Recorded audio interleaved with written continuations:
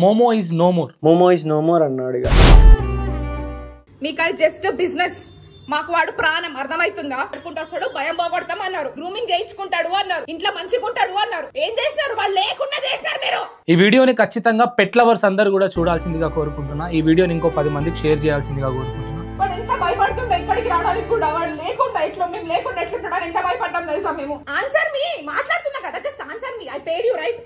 ఎవరో నువ్వు ఎదురైన తొలి. ఇప్పటి వరకు వీడియోని 10 మందికి షేర్ చేయండి అని ఎప్పుడు అడగలేదు. ఇప్పుడు అడగడానికి కారణం ఏంటో ఈ వీడియో చూస్తే మీకే అర్థమవుతుంది. ఏప్రిల్ 8th రోజు మోమోని తీసుకొని వచ్చాడు. యాక్చువల్గా డిసెంబర్ 8th రోజు వాడిని బాడీ లాగా చూడాల్సి వచ్చింది.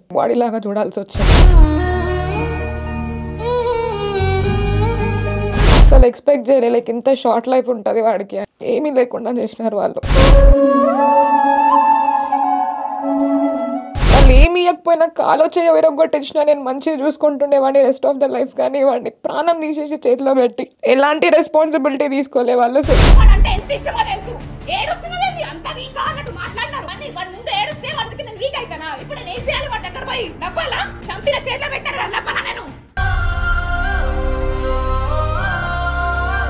పెయిన్ అర్థమవుతుంది. ఇక మించి మోమోని స్ట్రీట్ డాగ్స్ లో చూసుకోండి, వాటికి అన్నం పెట్టండి, వాటికి ఫుడ్ ఫీడ్ చేయండి, వాటిని జాగ్రత్తగా చూసుకోండి. నువ్వే కనిపించకపోతే నేనేమైపోతా చెప్పే. వాళ్ళు 4 వచ్చినారు, మేము 2 ఉన్నాం అక్కడికి తీసుకెళ్ళి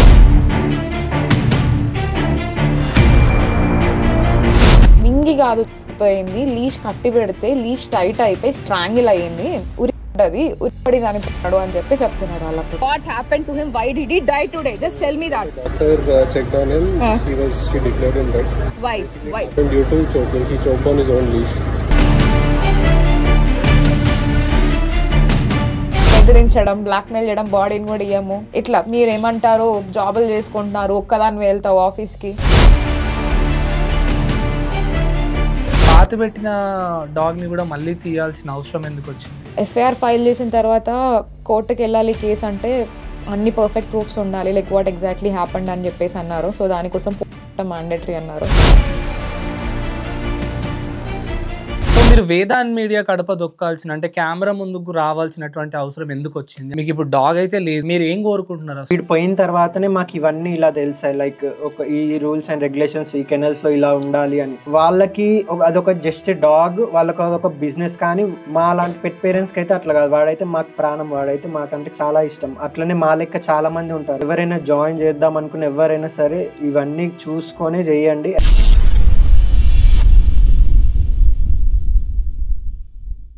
సో డిసెంబర్ 8th రోజు మాకు అరౌండ్ 12 o'clock ఒక కాల్ వచ్చింది. Hi Nikhil, Momo is no more. మాకు అర్థం కాలేదు. జస్ట్ 1 week బ్యాక్ మేము బతిమాలి ఇంటికి తీసుకొని వచ్చాము.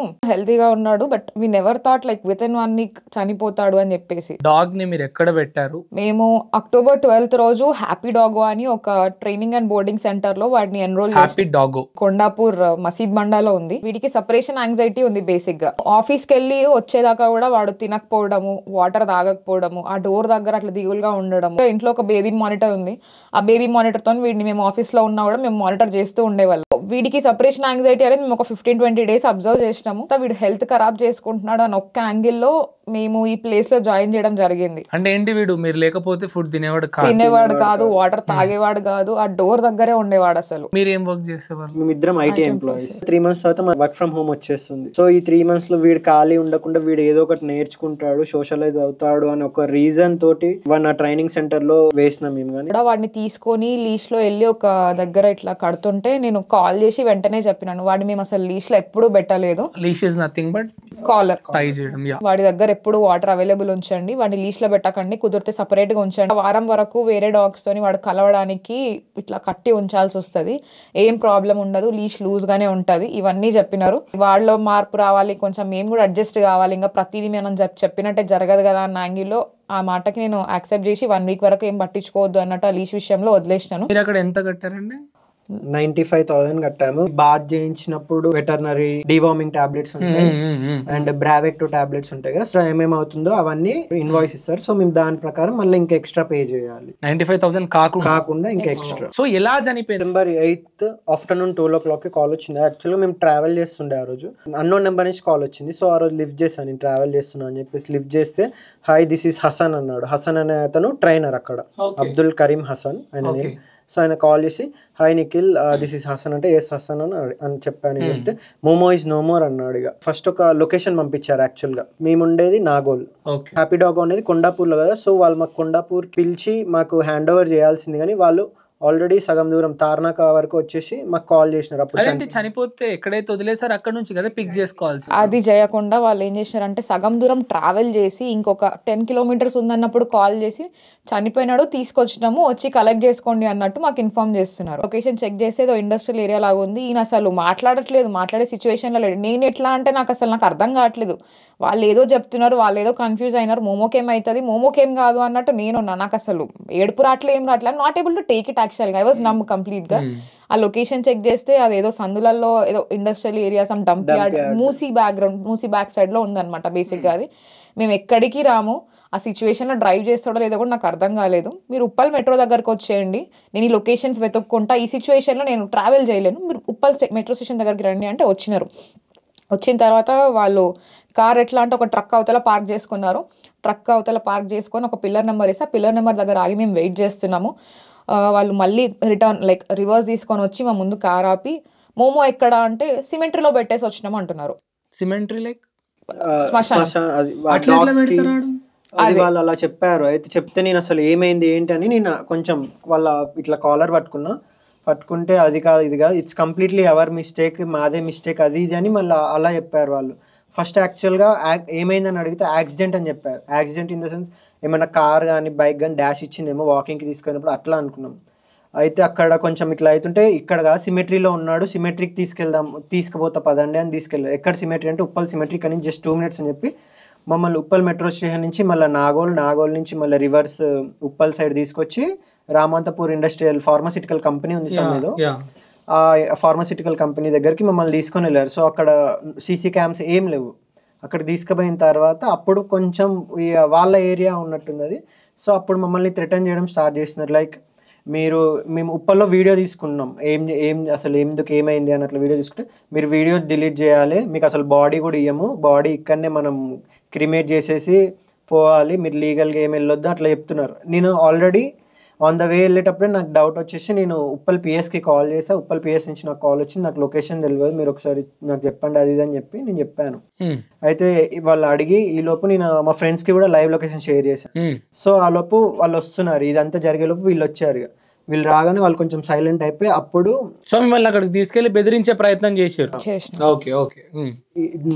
తర్వాత మా ఫ్రెండ్స్ రాగానే అప్పుడు వాళ్ళు బ్యాక్ స్టెప్ వేసి అప్పుడు ట్రంక్ ఓపెన్ చేశారు. వాడు కార్లోనే ఉన్నాడు, కార్లోనే బాడీ పెట్టుకొని వాళ్ళు మమ్మల్ని ఎక్కడెక్కడో తిప్పి ఫైనల్ గా ఇది సిమెట్రీ అని చెప్పి ఒక ఇండస్ట్రియల్ ఏరియా ఐసోలేటెడ్ ప్లేస్, వాళ్ళు 4 వచ్చినారు, మేము 2 ఉన్నాం అక్కడికి తీసుకెళ్లి మోమో ఏడి అంటే అప్పుడు డిక్కీ ఓపెన్ చేసి డిక్కీలో మోమో గాడిని చూపిస్తున్నారు మాకు.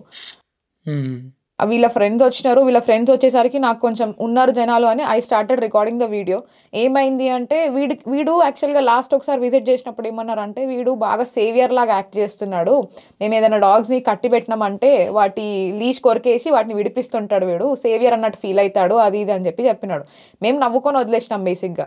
అయితే నాకు ఏం చెప్పినారంటే లీష్ చోక్ అయి చనిపోయినాడు, ఇట్లా మింగినాడు లీష్ని. నేనేమనుకున్నా వేరే డాగ్ని ఏదైనా విడిపడానికి ట్రై చేస్తూ అది బైట్ చేస్తే అది గొంతులో ఇరుక్కొని అట్లా చనిపోయారని మీరు అనుకున్నాం, మేము అనుకున్నాం. ఇదేనా అని నేను అడిగినాను, నాకు క్లారిటీ లేదు, వాడు ఏదో చెప్తున్నాడు, నాకు అసలు క్లారిటీ లేక ఇదేనా అంటే అవును అని చెప్పి తలకాయ ఊపినాడు. మళ్ళీ కన్ఫర్మ్ చేసుకున్నా, వాడు తాడు మింగి చనిపోయినాడు అని మీరు చెప్తున్నారు, ఇప్పుడు నేను నమ్మాలా అన్నాను. అవును అన్నాడు. ఫైనల్గా ఒక 10-15 minutes డిస్కషన్ అయ్యింది. డిస్కషన్ తర్వాత వాడు ఏమంటున్నాడు, ఎట్లా చనిపోయినాడు, ఇప్పుడు వాడు మింగి చనిపోయినాడు అంటే నేను ఎట్లా నమ్మాలి, నాకు అట్లా అర్థం కావట్లేదు. వాడు మింగడానికి ఇంట్లో ఎన్ని వస్తువులు ఉండే, వాడి బొమ్మలు ఉండే, చిన్న చిన్న బాల్స్ ఉండే, అది జరిగేది ఉంటే ఇంట్లోనే జరుగుతుంది, మీరు చెప్పేది నాకు అసలు నమ్మడానికి లేదు అంటే మింగి కాదు చనిపోయింది, లీష్ కట్టి పెడితే లీష్ టైట్ అయిపోయి స్ట్రాంగిల్ అయ్యింది, ఉరిబడి చనిపోయినాడు అని చెప్పి చెప్తున్నారు వాళ్ళు. అప్పుడు గచ్చిబౌలి పిఎస్లో ఎఫ్ఐఆర్ ఫైల్ అయింది. సో ఒక్కసారి నమ్మి అక్కడ వరకు వదిలేసిన తర్వాత చాలా ప్రాణంగా పెంచుకుంటారు ఇంత ఈజీగా వాళ్ళ నెగ్లిజియన్స్ వల్ల. సో బిఎన్ఎస్ 325, 351 బిఎన్ఎస్ కింద వాళ్ళ మీద సెక్షన్స్ ఓకే కంప్లైంట్ రైజ్ అయింది, ఎఫ్ఐఆర్ కాపీ ఉంది. సో ఇప్పుడు ఈ ఎఫ్ఐఆర్ అయిన తర్వాత వాళ్ళు పోలీస్ వాళ్ళకి ఏం చెప్తున్నారు? వాళ్ళే చెప్తున్నారు మా నెగ్లిజెన్స్ వల్లనే అయ్యింది అని వాళ్ళు మా ముందే ఒప్పుకుంటున్నారు. సో మీ పైన మళ్ళీ ఏమన్నా వాళ్ళు దాడులు చేయడం కానీ, ఫోన్ చేసి బెదిరించడం కానీ? ఫోన్ చేసి అయితే బెదిరించారు. అది ఒకళ్ళు యాక్చువల్గా వీడు చనిపోయిన రోజే మేము హాస్పిటల్ తీసుకెళ్ళిన తర్వాత సీసీటీవీ రికార్డింగ్ కోసం అని చెప్పి మేము అడిగితే వాళ్ళు లేదు, ఫస్ట్ టైం ఒప్పుకున్నారు, తర్వాత వద్దు పోస్ట్ వద్దు అది అని అన్నారు. అప్పుడే మాకు డౌట్ వచ్చింది వీడియోలో ఏదో సంథింగ్ రాంగ్ ఉంది అని చెప్పి. సీసీటీవీ ఫుటేజ్ అడిగారు డాక్టర్, అక్కడ ప్యాథాలజిస్ట్ అడిగితే మా ఫోన్స్ లో యాక్సెస్ లేవంటే మమ్మల్ని అక్కడ ఒక 6 hours కూర్చోబెట్టారు వాళ్ళు. ఇంత పెద్ద ప్లేస్ రన్ చేస్తున్నారు, 24 hours సర్వేలెన్స్ అన్నారు, 3 ఓనర్స్ అని చెప్పారు. మరి ఇట్లాంటప్పుడు ఫోన్ లో యాక్సెస్ లేకుండా ఎట్లుంటుందో నాకైతే అర్థం కాలేదు. సో ఫైనల్ గా అది చనిపోయింది నిజంగా లీజ్ వల్లనేనా లేకపోతే?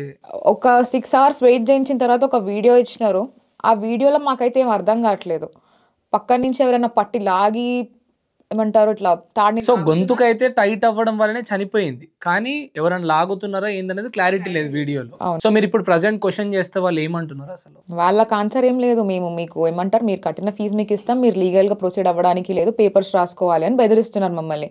ఒక్కరితో కాదు, కాల్స్ వస్తున్నాయి. ఏమంటారు ఆ రోజు హాస్పిటల్లో మేము ఎట్లాంటి సిచ్యువేషన్లో ఉన్నామంటే మేము డైజెస్ట్ చేసుకోలేకపోతున్నాం మా ఫ్యాక్ట్ని. మొమ్మగాడు లేడు అసలు, లిటరల్గా ప్రతిరోజు ఇన్ని డేస్ మిగిలినాయి, వీడి ఇంటికి వస్తాడు, రాగానే వీడిని బీచ్కి తీసుకెళ్ళాలి, బీచ్లో వాడు వాటర్తో ఆడుకుంటాడు, ఇవన్నీ ఇమాజిన్ చేసుకుంటున్నాము.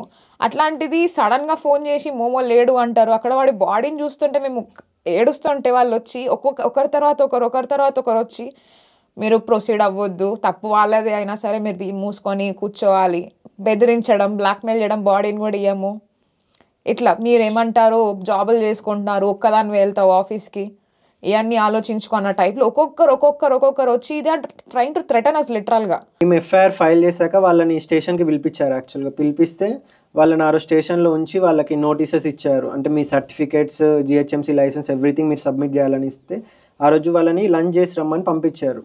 ఆఫ్టర్నూన్ 4 o'clock అట్లా పంపిస్తే వీళ్ళు గచ్చిబౌలి పిఎస్లో వీళ్ళు ఏం చేశారంటే గచ్చిబౌలి పిఎస్ నుంచి ఉప్పల్ పిఎస్కి వచ్చి రిటర్న్లో నా మీద కేసు వేసారు. లైక్ నేను వాళ్ళని కొట్టిన, వాళ్ళ లేడీస్ మీద నేను వాళ్ళ కొట్టినట్టు, వాళ్ళ కార్ అద్దాలన్నీ పగలు కొట్టినట్టు. మీరు జస్ట్ గల్లా పట్టుకున్నారు? గల్లానే పట్టుకున్నాను నేను ఆ రోజు. వాళ్ళైతే ఇవన్నీ రిటర్న్లో ఒక కౌంటర్ ఎఫ్ఐఆర్ వేస్తే నా మీద ఎఫ్ఐఆర్ అయిందంటే ఇప్పుడు ఈ ఎఫ్ఐఆర్ కొంచెం కాంప్రమైజ్ చేద్దాము అన్నట్టు ఇక అలా చేశారు.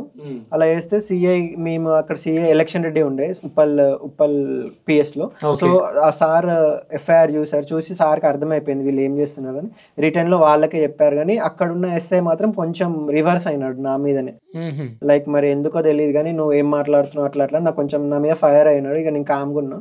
తర్వాత ఏ లొకేషన్స్ లో అయినదో ఆ లొకేషన్స్ కి తీసుకొని వెళ్ళారు నన్ను ఇంకో వాళ్ళ తరపు నుంచి వచ్చిన అతన్ని తీసుకొని వెళ్ళి చూపించారు. ఇక ఆ లొకేషన్స్ చూపిస్తే ఓకే అని చెప్పాడు.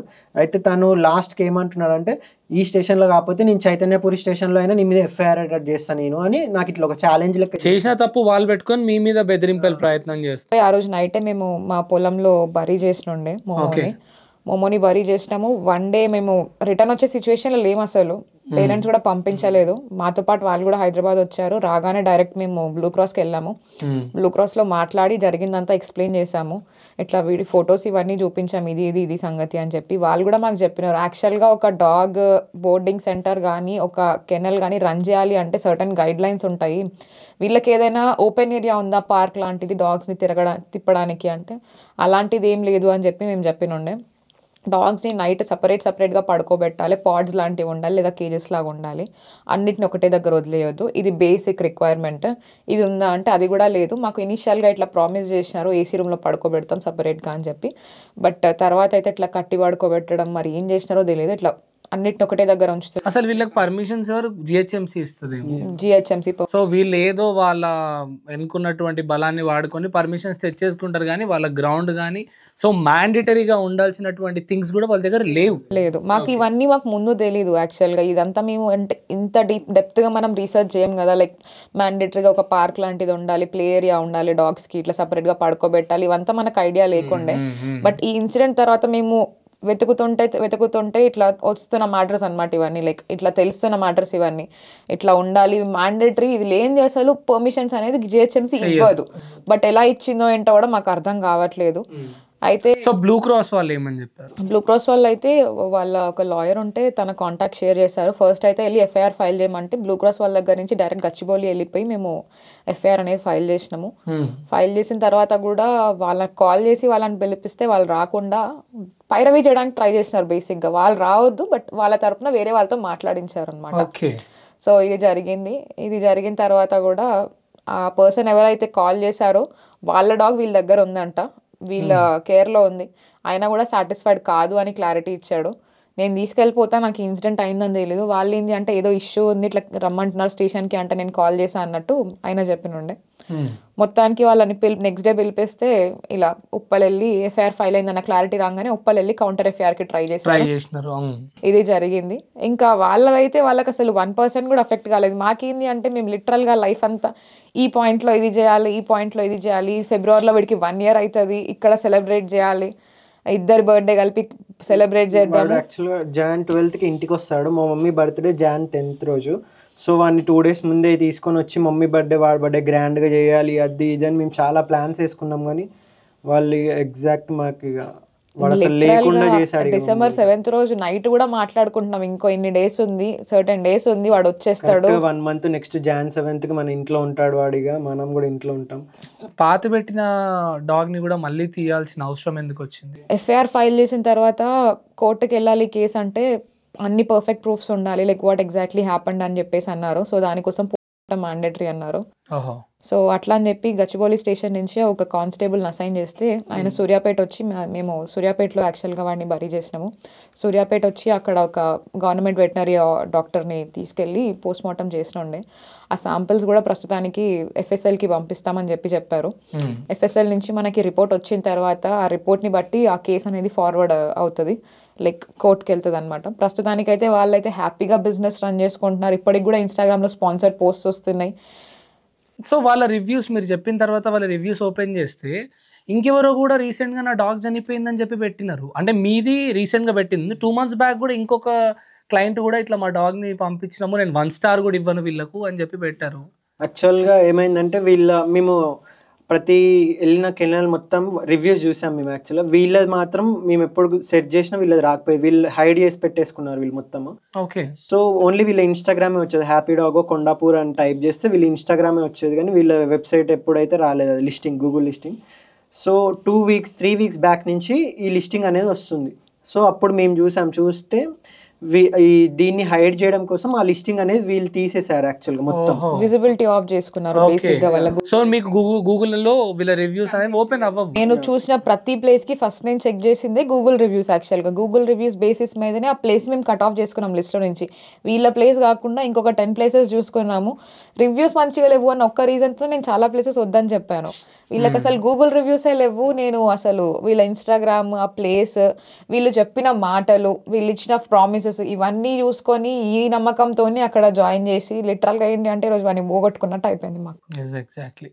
సో మీరు వేదాన్ మీడియా కడప దొక్కాల్సిన, అంటే కెమెరా ముందుకు రావాల్సినటువంటి అవసరం ఎందుకు వచ్చింది? అంటే మీకు ఇప్పుడు డాగ్ అయితే లేదు, ఓకే. సో మీరు ఏం కోరుకుంటున్నారు అసలు? యాక్చువల్గా మాకు వీడు పోయిన తర్వాతనే మాకు ఇవన్నీ ఇలా తెలిసాయి, లైక్ ఈ రూల్స్ అండ్ రెగ్యులేషన్స్ ఈ కెనల్స్లో ఇలా ఉండాలి అని. సో ఈ ట్రైనింగ్ సెంటర్స్ కానీ బోర్డింగ్స్ కానీ ఇక్కడ క్లియర్ ఉండాలి. వాళ్ళకి అదొక జస్ట్ డాగ్, వాళ్ళకి అదొక బిజినెస్. కానీ మా లాంటి పెట్ పేరెంట్స్కి అయితే అట్లా కాదు, వాడైతే మాకు ప్రాణం, వాడైతే మాకంటే చాలా ఇష్టం. అట్లనే మా లెక్క చాలా మంది ఉంటారు, వాళ్ళు ఎవరైనా జాయిన్ చేద్దాం అనుకున్న ఎవరైనా సరే ఇవన్నీ చూసుకొనే చేయండి. అండ్ మోర్ ఓవర్ ఇలాంటి వాళ్ళని అయితే ఎంకరేజ్ చేయొద్దని నేను చెప్తాను ఎప్పుడైనా సరే. ఎందుకంటే 2 monthsలో 2 dogs చనిపోవడం అన్నది చిన్న మ్యాటర్ కాదు. అండ్ మోర్ ఓవర్ వాళ్ళు మనం ఇట్లా వదిలేస్తే మాత్రం వాళ్ళు ఇంకా ఇట్లా బిజినెస్ చేసుకుంటూ డాగ్స్ని చంపుకుంటానే వెళ్తారు తప్ప దీన్ని మాత్రం వాళ్ళు సరి చేసుకుందామని అయితే చూడలేదు. ఎందుకంటే వాళ్ళు అలా థ్రెట్ చేసి, అండ్ ఆల్సో వాడు చనిపోయిన రోజు నా దగ్గరకు వచ్చి do what ever you want అని ఇట్లానే చెప్పేసి వెళ్ళిపోయినాడు ఆయన నాకు. అసలు వాస్తవానికి చెప్పాలంటే ఇప్పుడు ఇలాంటివి చాలా జరుగుతూ ఉన్నాయి. కాకపోతే ఆన్ మీడియా కానీ లేకపోతే ఆన్ కెమెరా ఎందుకు రావట్లేవు అని అంటే డాగే కదా, చనిపోయింది కుక్కనే కదా అని మాట్లాడి ఇక్కడ వరకు రారు. But what you are fighting for అనేది చాలా నిజంగా మ్యాటర్ ఉన్న కంటెంట్. ఎందుకంటే ఇలాంటి ట్రైనింగ్ అండ్ బోర్డింగ్ సెంటర్స్లలో వాళ్ళు డాగ్ని వేయడానికి 100 కారణాలు ఉండొచ్చు. ట్రైన్ అవుతారని చెప్పేసి, లేకపోతే వాడు కొంచెం సోషలైజ్ అవుతాడనో దేనికో కారణం వేస్తారు. కానీ వేసిన తర్వాత ఇలా పోగొట్టుకున్న ఎంతోమంది క్లయింట్స్ అంతా కూడా ఈరోజు సైలెంట్ అయిపోయి ఏదో ఫోటో పెట్టుకొని మెమోరీస్తో బతుకుతున్న క్లయింట్స్ ఉన్నారు. బట్ ఫైనల్లీ మీరు ఒక పేరెంట్ లాగా ముందుకు వచ్చి వాడి కోసం మాట్లాడుతున్నారు. So happy Dog Kondapur Masjid Banda opposite Coral Tree Apartments. So చూస్తున్నారు కదా, training centres and boarding centres చాలా దారుణాలు జరుగుతూ ఉన్నాయి.